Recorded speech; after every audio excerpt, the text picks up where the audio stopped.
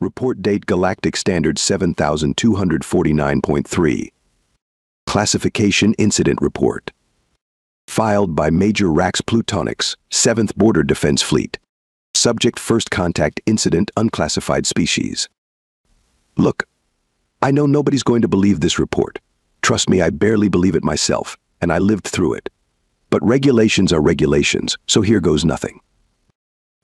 I'm stationed at Outpost 749, one of those forgotten metal boxes floating on the edge of civilized space that Command pretends is strategically important.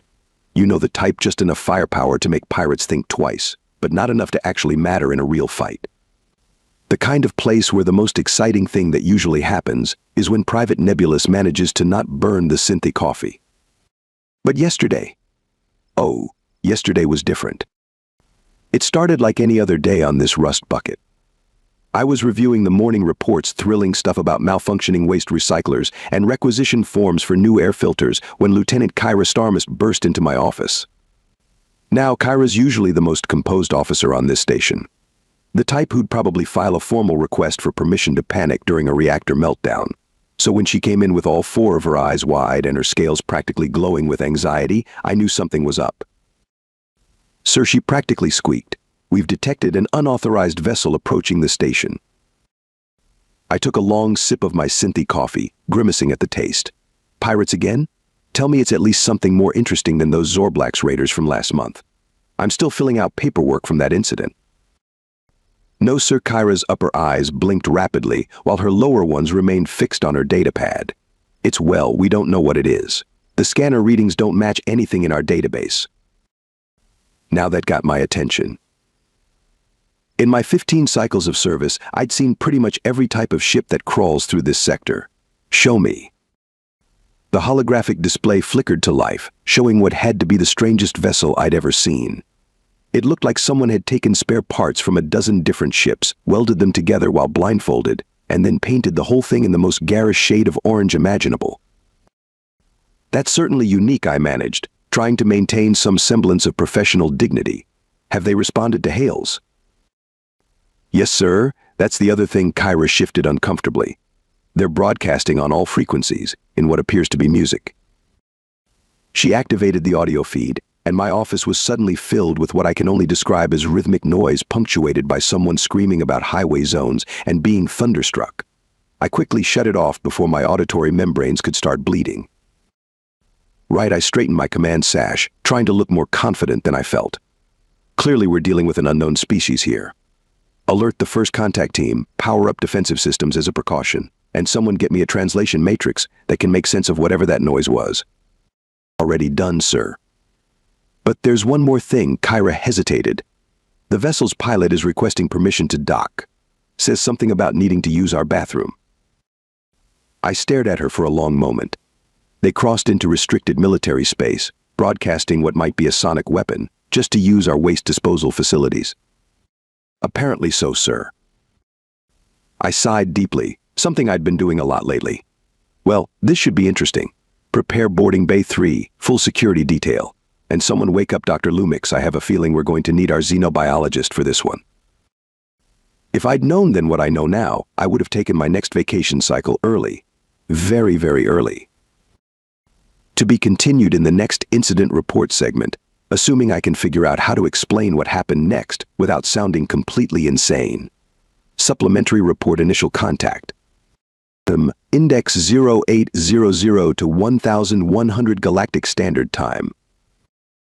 The thing about first contact situations is that there's always a mountain of protocols to follow. We have manuals, we have training simulations, we have emergency procedures for every conceivable scenario. But somehow, nobody ever thought to write a protocol for what to do when a lone alien shows up in a patchwork ship asking to use the facilities. I dispatched our scout team to boarding bay 3, led by Lieutenant Starmist. Private Jax Nebulous was practically vibrating with excitement, which wasn't exactly inspiring confidence. The kid had only been stationed here for 2 cycles, and his biggest accomplishment so far was setting a new record for most cafeteria trays dropped in a single shift. Remember, I briefed the team. This is a standard first contact procedure. No sudden movements, no aggressive postures, and for the love of all 7 moons, Nebulous, try not to drop your weapon this time. That only happened twice, Sir Nebulous protested, his antenna drooping slightly. The ship docked with surprising precision for something that looked like it had been assembled from spare parts. Our security feed showed the airlock cycling, and then, well, that's when things got weird. The being that stepped out was bipedal, covered in some kind of synthetic blue fabric, and wearing what appeared to be a device made of reflective materials over its visual organs. But the most striking thing was its constant display of teeth. On any other species, this would be a clear sign of aggression, but somehow it didn't feel threatening, just unsettling. "Hey there," the creature called out, waving one of its upper appendages. "Name's Nathan Blake. Sorry to drop in you unannounced, but when you gotta go, you know what I mean." Our translation matrix took a moment to process this, and I could see Lieutenant Starmist's scales shifting through various shades of confusion. "Greetings, unknown entity," she replied formally, reading from the first contact script. "We request clarification on your stated purpose and biological needs." Nathan Blake, if that was indeed its designation, made a strange sound that our sensors initially registered as a malfunction. It took us a moment to realize it was some form of communication.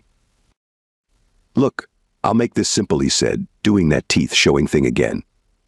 "I've been hauling cargo through this sector for 3 days straight.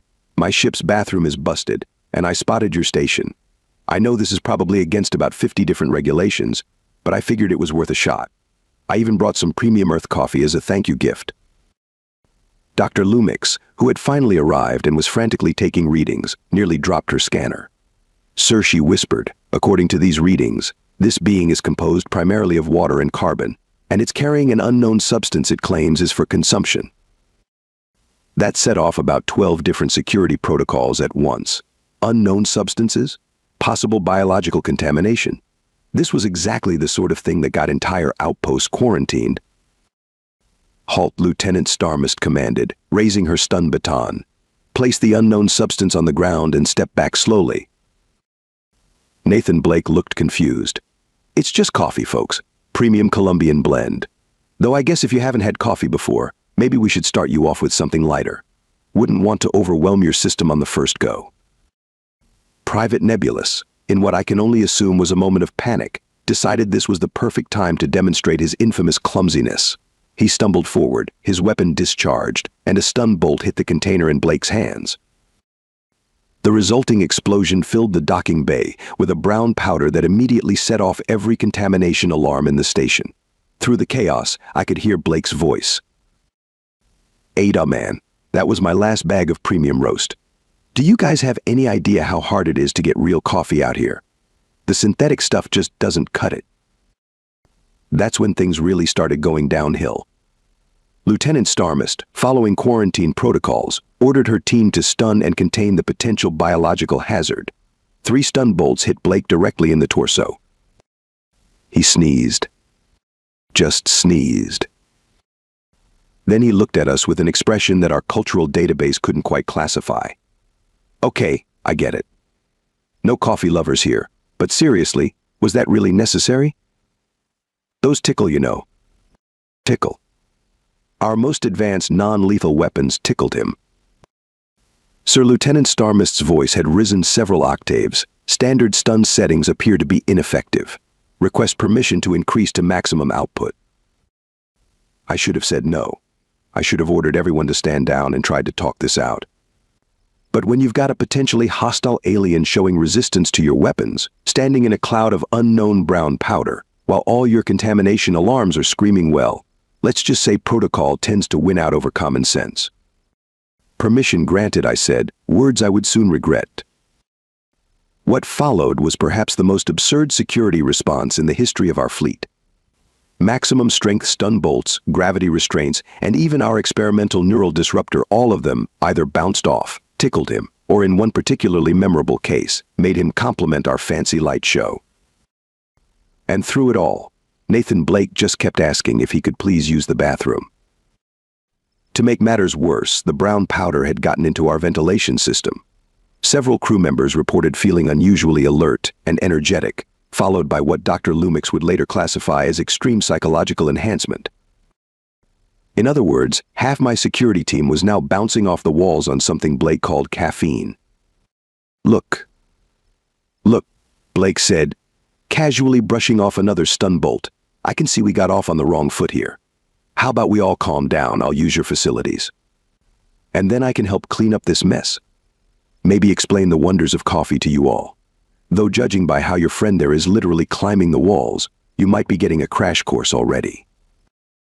He pointed at Private Nebulous, who had indeed somehow managed to scale the docking bay wall and was now hanging from a support beam, giggling uncontrollably. That's when our base commander, Admiral Zena Voidstar, decided to make her appearance. And let me tell you, she was not happy about being woken up to deal with what the alert system was calling a caffeinated invasion. Supplementary report pursuit log. Time index 1100 to 1400 Galactic Standard Time. Admiral Zena Voidstar's arrival should have been an intimidating moment. She's a decorated veteran of 3 space campaigns, has a reputation that makes hardened pirates surrender at the mere mention of her name, and once stared down a quantum beast without blinking. But when she stormed into the docking bay, her usually immaculate commander's uniform wrinkled from sleep and her cranial spine still drooping, the first thing she did was sneeze. What in the name of the void is that smell? She demanded, gesturing at the brown powder still floating through the air. Coffee. Nathan Blake answered cheerfully, still brushing off stun bolts like they were nothing more than minor annoyances. And speaking of which, any chance I could get directions to that bathroom now? This is getting kind of urgent. The Admiral's scales shifted to deep purple, a sign of either extreme anger or caffeine absorption at this point. It was hard to tell. Major Plutonics. Explain why there's an unknown alien in my docking bay, why Private Nebulous is swinging from the ceiling, and why everything smells like a planetary roasting facility. I opened my mouth to respond, but Blake beat me to it. Oh, that's my fault, he said, raising his hand like a student in class. I was just trying to make a friendly offering of coffee, but your security team here seems a bit jumpy. Nice light show, though. Those stun weapons really have some pretty colors. Reminds me of a rave I went to back on Mars. The Admiral's eye stalks twitched. Secure that alien immediately. Full containment protocols. What followed was quite possibly the most ridiculous chase sequence in military history. Nathan Blake, still politely asking for bathroom directions, simply started walking toward the nearest corridor. Our security teams deployed every non-lethal weapon in our arsenal, which turned out to be about as effective as throwing paper airplanes at a battleship. The magnetic restraint field bounced off him with a pleasant humming sound. Ooh, tingly, he commented, continuing his casual stroll.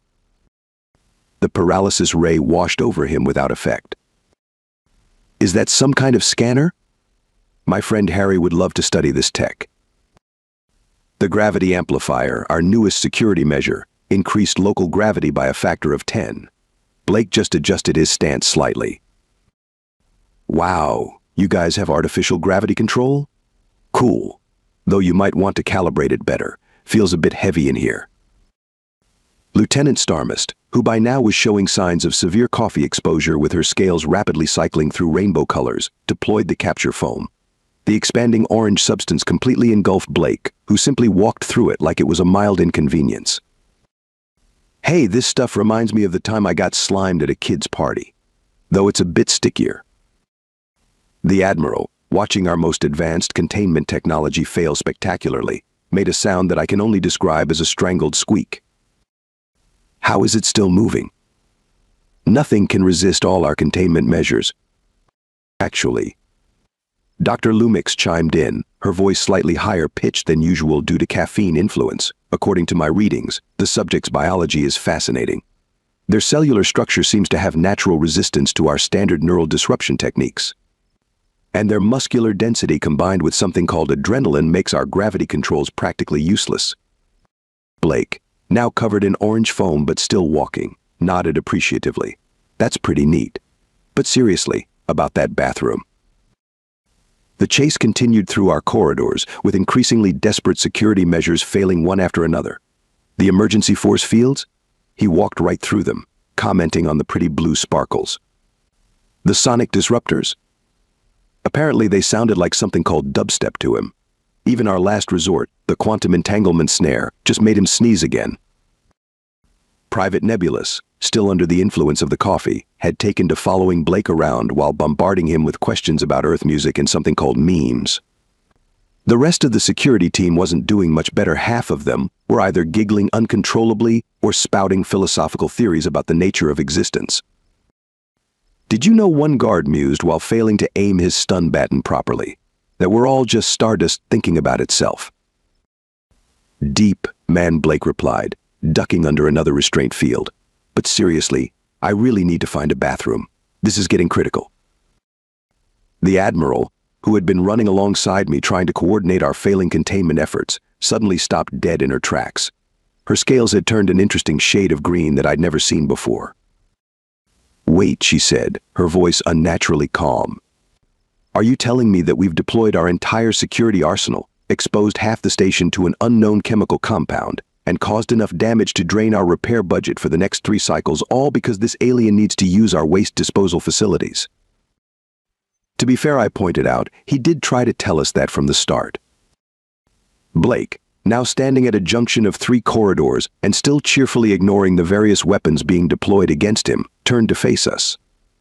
Look, I don't want to be rude, but this is getting kind of desperate. I've been holding it for hours, and that coffee from Pluto Station isn't helping. So either point me to the nearest bathroom, or things are about to get really awkward for everyone involved. That's when Admiral Voidstar did something I'd never seen in all my years of service. She started laughing.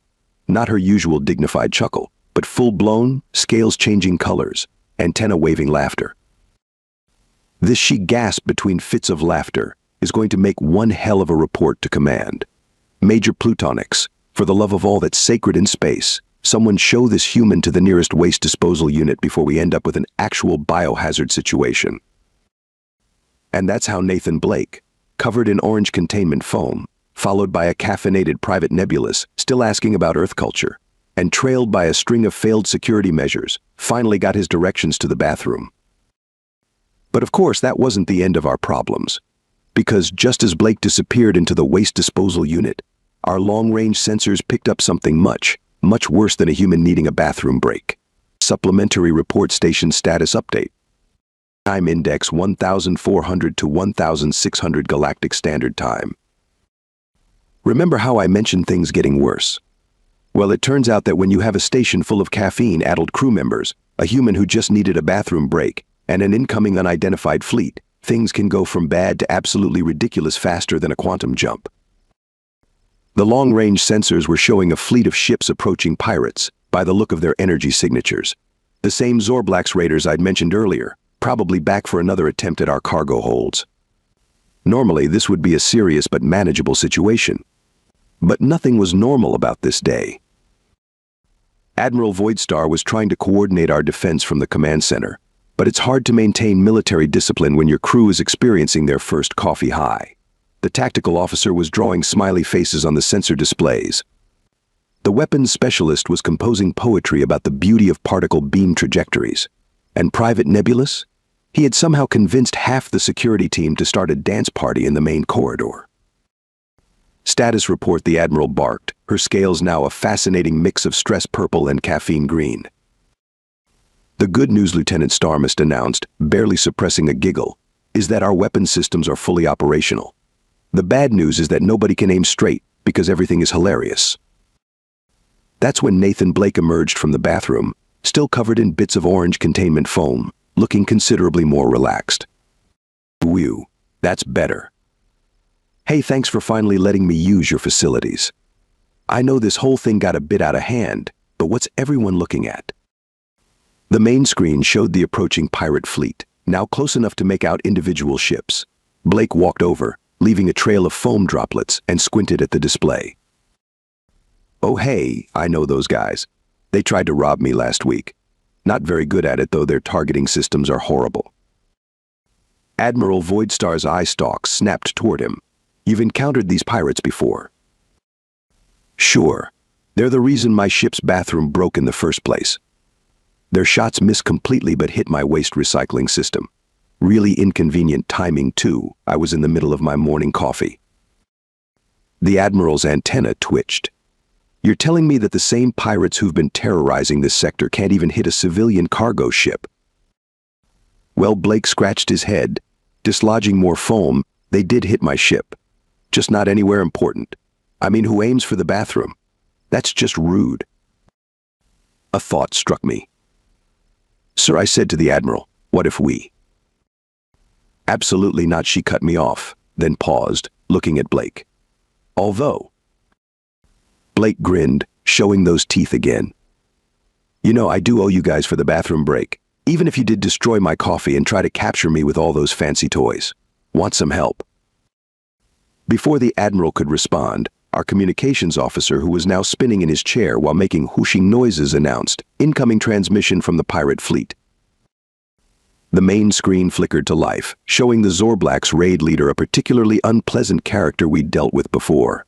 His smug expression faltered slightly when he saw Blake waving cheerfully in the background. Oh no, the raid leader said, not you again. Hey buddy, Blake called out. Still having trouble with those targeting systems? You know, I could recommend a good repair shop. There's this great place on Europa. The pirate leader's face turned an interesting shade of pale. This station is under your protection. Protection? Blake looked confused. Nah, I just needed to use their bathroom. But they did try to shoot me with some really cool weapons. Want to see?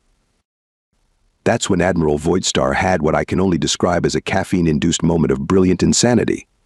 She stepped forward, somehow managing to look dignified despite her color-changing scales. That's correct, she announced, completely straight-faced.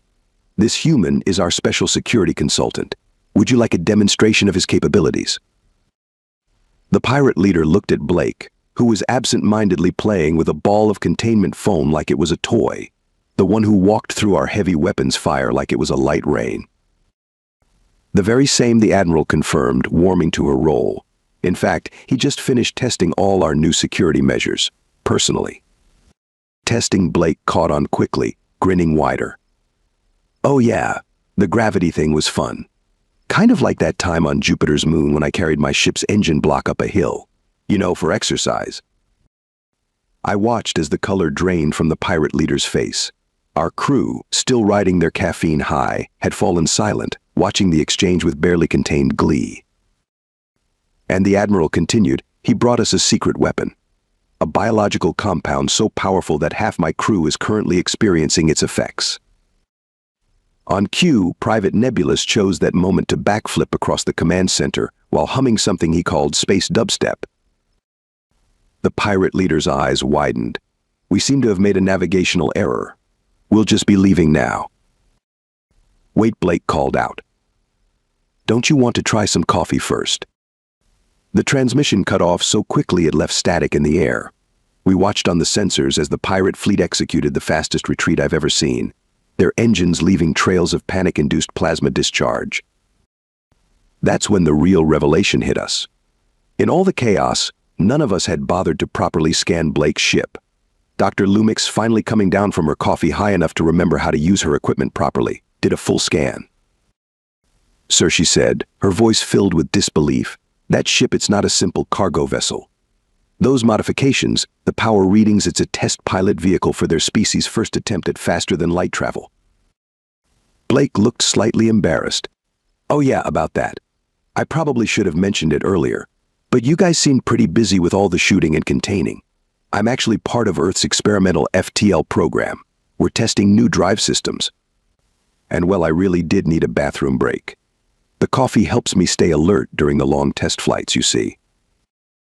Admiral Voidstar sat down heavily in her command chair, her scales settling on a pale shade of disbelief. You mean to tell me that humanity's first FTL test pilot, carrying experimental technology that could revolutionize space travel, stopped at our military outpost to use the bathroom?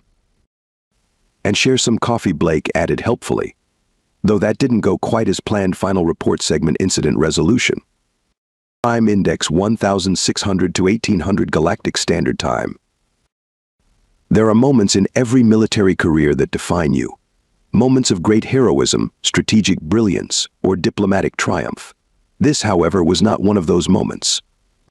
This was the moment when I had to explain to command exactly how our border station had accidentally become humanity's first official contact point because their test pilot really needed to use our bathroom. So Admiral Voidstar said, her scales finally settling back to their normal blue hue as the caffeine wore off. "You're telling me that ship of yours can break the light barrier?" Blake, now cleaned of containment foam and sitting comfortably in our conference room, nodded. "Well, that's the theory. We're still working out some kinks. Like the fact that the drive system keeps frying the waste recycling unit. Something about quantum fluctuations and plumbing don't mix well." "And the coffee," Dr. Lumix asked, still taking readings with her scanner. "Is that some sort of special fuel for your enhanced human capabilities?" "Nah. I just really like coffee. Keeps me alert during the long test flights. Though I have to say, watching how it affected your crew was pretty entertaining. I've never seen anyone do a triple backflip while reciting quantum mechanics equations before." Private Nebulous, who had finally come down from his caffeine high, blushed a deep shade of purple. "I don't suppose we could just forget that part." "Forget it," Lieutenant Starmist exclaimed. "I already uploaded the security footage to the station's entertainment database. It's going to be this year's holiday party highlight reel." The truth about the situation was both simpler and more complicated than any of us had imagined. Humanity had been working on FTL travel in secret, using a combination of technologies that, according to Blake, were inspired by something called science fiction movies and what he described as that thing where you're in the shower and suddenly have a brilliant idea. "We figured it was better to test it quietly," he explained. "You know how it is, one failed experiment and suddenly everyone's worried you're going to accidentally create a black hole or something." "And did you?" the Admiral asked, looking concerned. "Create a black hole? Nah. Though we did temporarily turn Bob from engineering into a quantum ghost for about 15 minutes. He's fine now, just occasionally phases through solid objects when he sneezes." The Admiral rubbed her eye stalks wearily. "So what happens now? This is hardly the standard first contact protocol for either of our species." Blake shrugged. "Well, technically this isn't official first contact. I mean, I was just looking for a bathroom. Though I suppose showing up at a military outpost, causing a security panic, introducing your entire crew to coffee, and accidentally scaring off a pirate fleet might count as something. Don't forget the part where we tried to capture you with every weapon in our arsenal," I added. "Oh yeah, that was fun. Those containment devices of yours are really interesting. Any chance we could trade some technology? You show me how your gravity manipulators work, and I'll show you how to make a proper cup of coffee." And that's how humanity's first official trade agreement was negotiated over a newly replicated cup of coffee, properly calibrated this time to avoid causing any more accidental dance parties in a border station's conference room. The official report to command was creative. Admiral Voidstar somehow managed to spin the entire incident into a successful first contact scenario, complete with tactical demonstrations of mutual defensive capabilities and cultural exchange of biological stimulants. She even managed to make the pirate fleet's retreat sound like a planned joint military exercise. The unofficial aftermath was far more interesting. Within a week, we had established proper protocols for human ships needing emergency bathroom breaks, surprisingly common, as it turned out. Dr. Lumix began a fascinating research project on human biology, particularly focused on their inexplicable resistance to our weapons and their ability to metabolize caffeine without achieving spontaneous consciousness expansion. Private Nebulous was promoted to head of our newly established Human Cultural Relations Department, mainly because he was the only one who understood most of Blake's references. He's currently writing a guide titled Understanding Human Idioms: Why Taking the Piss Doesn't Actually Involve Theft. Lieutenant Starmist modified our first contact protocols to include a section on distinguishing between actual threats and humans who just need to use the facilities it's become required reading at the Academy. As for me, I got a commendation for outstanding adaptation to unprecedented diplomatic situations, though I suspect that was just Command's way of saying good job not starting an interspecies war over bathroom access. Blake still stops by occasionally, testing new variations of the FTL drive. He always brings coffee, though now we have proper containment protocols for it.